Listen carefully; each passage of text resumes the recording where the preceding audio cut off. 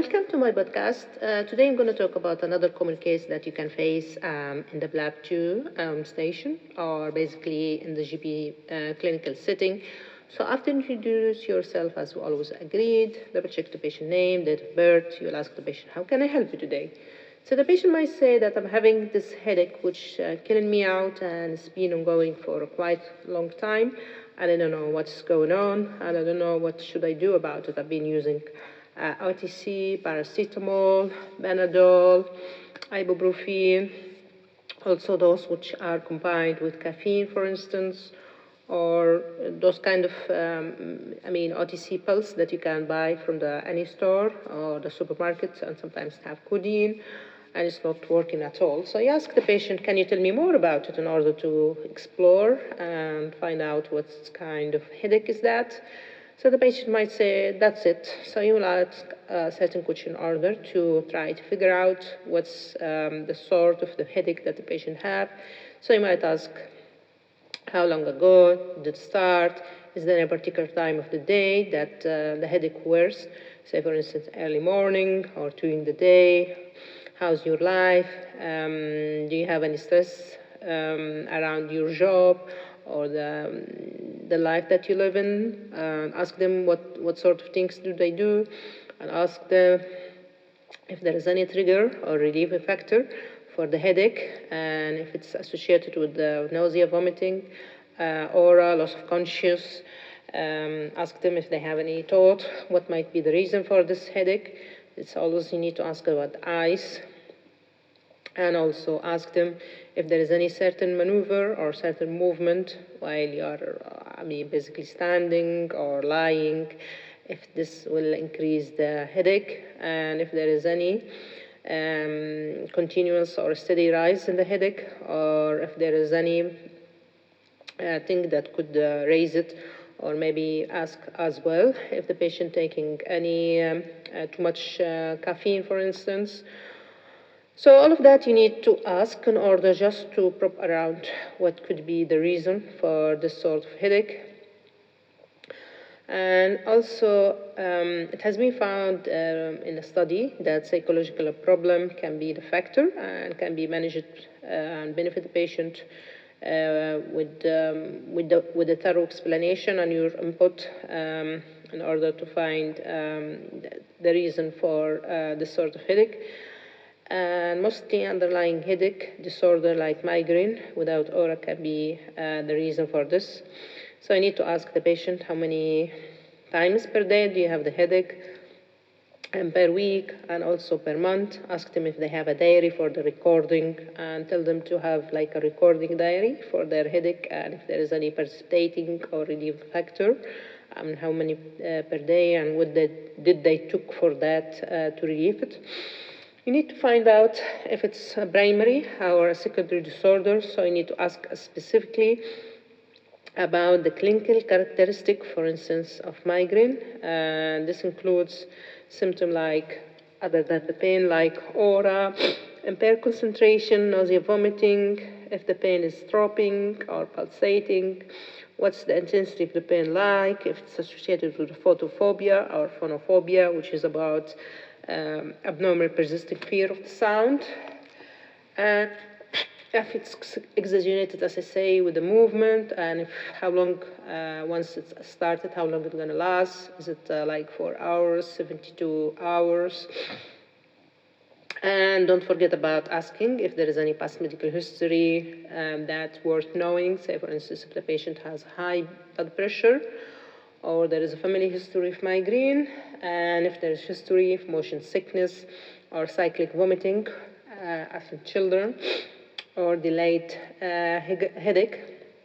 Say, for instance, in those kind of people who drink alcohol or they have hangover. And don't forget about asking about the risk factors, and like, say, for instance, disturbed sleep or insomnia, which could cause headache as well. If there is a missed meal, sometimes it can cause as well headaches. Say, for instance, in the holy month of Ramadan, people who are usually drink a lot of caffeine and smokes, they will have this sort of headache, and they feel they can't function, and they will try to compensate by sleeping all day, which wouldn't make sense, but certain people, they do like that in order to relieve their headache.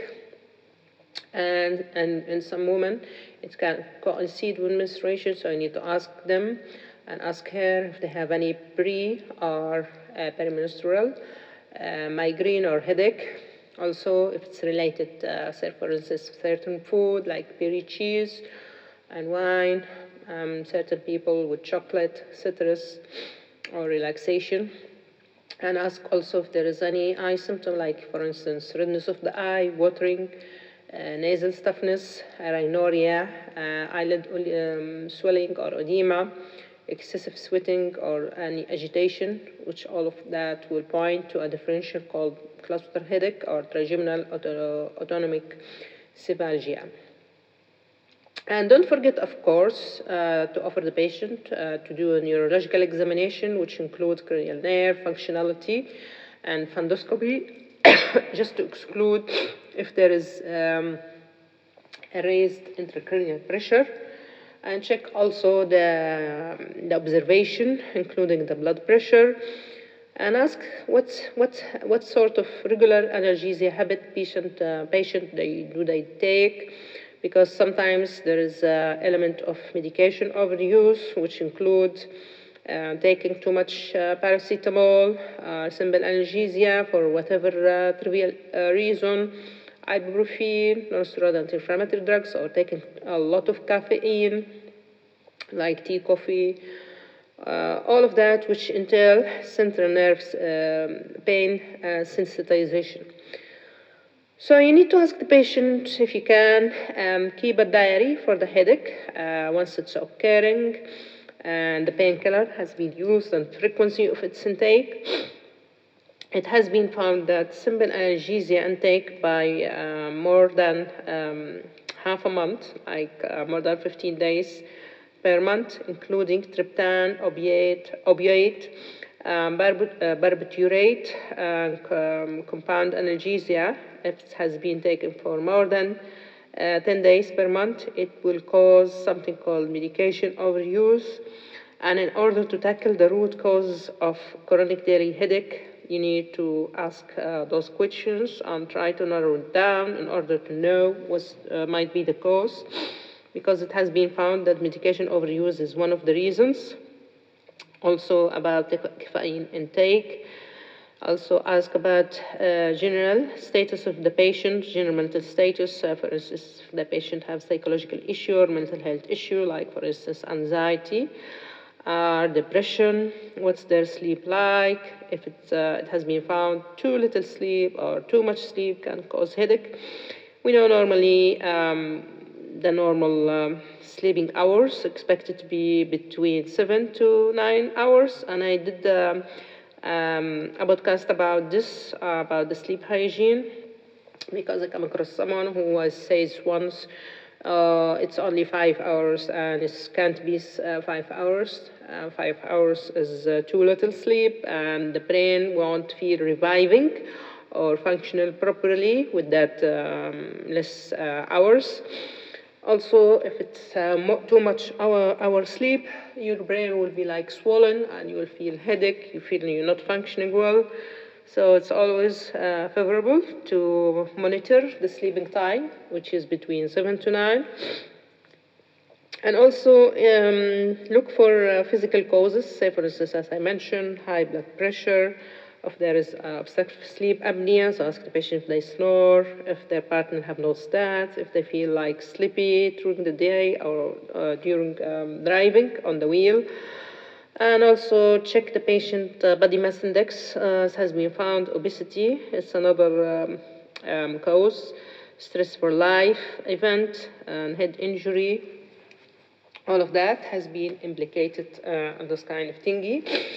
So also it has been found that abnormal sensory signal and the trigeminal or the cervical, which is including cervical 2 and 4 region, whereby the pain arising from the neck can exacerbate and cause like migraine, So targeted physiotherapy is needed in those kind of situation. And GP should not move on the WHO pain letter when the patient say that I tried the simple analgesia and I want more, so it just won't help break the cycle of the daily headache. So I need to refrain from that and explain to the patient thoroughly in order for them to understand, to digest the piece of information, in order to take control about their life. It has been suggested also that a complete stoppage rather than reducing the analgesia will offer a highest treatment success unless the patient is taking opioid or benzodiazepine or barbiturate. In that condition, you need to gradually reduce the dose in order to avoid rebound. Also inform your patient about the deleterious effect of medication overuse to help them decide stoppage as part of self-treatment and self-control for their situation. Also, it has been found rebound headache can happen once you stop the medication overuse, generally speaking, about the simple analgesia. However, it has been seen on only 10% of the patient, but they did so remarkably well once they understand the reason behind that, and they did recover from this and they stopped it all of the sudden. So in that condition, I just thought that to brief you about one of the commonest case that you could face, which is chronic daily headache, and how you can approach, because sometimes the patient might think that they have brain tumor or they might have a serious illness. So always ask them if there is any concern about their headache and try to explore it just by those kind of questions in order to get to the root of the issue and sort it in an effective and efficient manner. Also, don't forget to ask about the job, lifestyle of them, if they have active lifestyle, what sort of food do they eat, whom they live, and how is their life situation like. Please comment back if you have any issue, and you can share with your friends, and I hope I covered the main points in this podcast. Thank you.